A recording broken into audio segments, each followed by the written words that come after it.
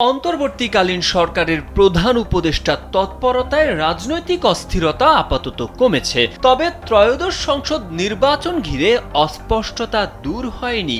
সরকার ও রাজনৈতিক দলগুলো নিজ নিজ অবস্থানে রয়েছে, তারা কেউ ছাড় দিতে নারাজ। গেল শনিবার প্রধান উপদেষ্টার সঙ্গে বৈঠকে সুনির্দিষ্ট নির্বাচনী রোডম্যাপ না পাওয়ায় হতাশা ব্যক্ত করেছে বিএনপি। ওদিকে জামায়াতে ইসলামী সংস্কার ও নির্বাচনের রোডম্যাপের দাবিতে আরও জোরালো অবস্থান নিয়েছে। বিচার সংস্কার নির্বাচনের সমন্বিত রোডম্যাপ চাওয়া জাতীয় নাগরিক পার্টি এনসিপির দাবি আরও দীর্ঘ হয়েছে।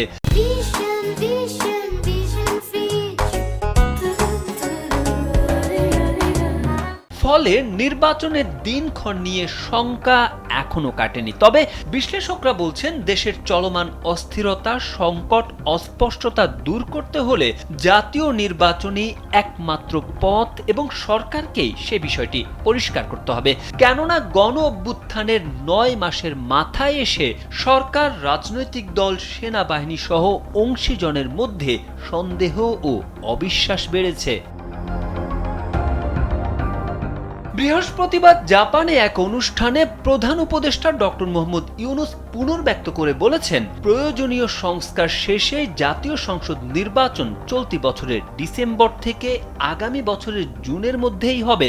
তবে বুধবার বিএনপির ভারপ্রাপ্ত চেয়ারম্যান তারেক রহমান ডিসেম্বরের মধ্যেই জাতীয় সংসদ নির্বাচনের প্রস্তুতি নিতে নেতা কর্মীদের আহ্বান জানিয়েছেন।